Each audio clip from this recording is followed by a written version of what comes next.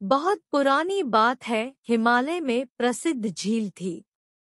वहां पर कई पशु पक्षियों के साथ ही हंसों का एक झुंड भी रहता था। उनमें से दो हंस बहुत आकर्षक थे और दोनों ही देखने में एक जैसे थे, लेकिन उनमें से एक राजा था और दूसरा सेनापति। राजा का नाम था विक्रम और सेनापति का नाम मोहन था।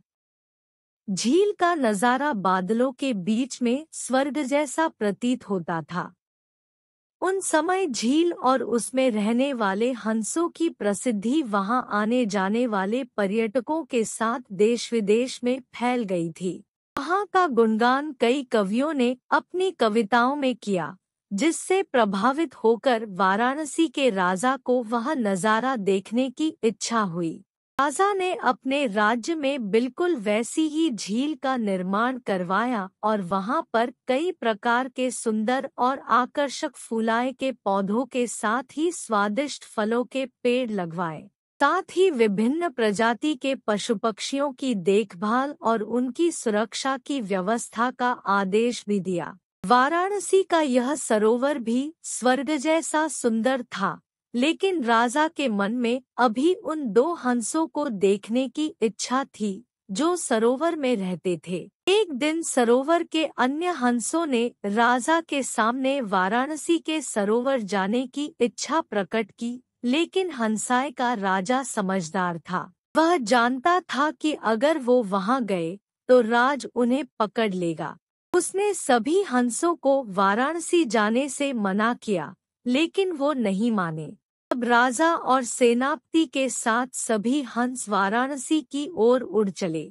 जैसे ही हंसों का झुंड उस झील में पहुंचा, तो अन्य हंसों को छोड़कर प्रसिद्ध दो हंसों की शोभा देखते ही बनती थी। सोने की तरह चमकती उनकी चोंच, सोने की तरह ही नजर आते उनके पैर और बादलों से भी ज्यादा सफेद उनके पंख हर किसी को अपनी ओर आकर्षित कर रहे थे। हंसों के पहुंचने की खबर राजा को दी गई।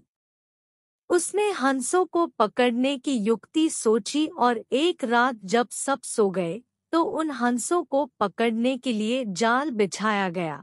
अगले दिन जब हंसों का राजा जागा और भ्रमण पर निकला तो वह जाल में फंस गया। उसने तुरंत ही तेज आवाज में अन्य सभी हंसों को वहां से उड़ने और अपनी जान बचाने का आदेश दिया। अन्य सभी हंस उड़ गए, लेकिन उनका सेनापति मोहन अपने स्वामी को फंसा देखकर उसे बचाने के लिए वहीं रुक गया। इस बीच हंस को पकड़ने के लिए सैनिक वहां आ गया।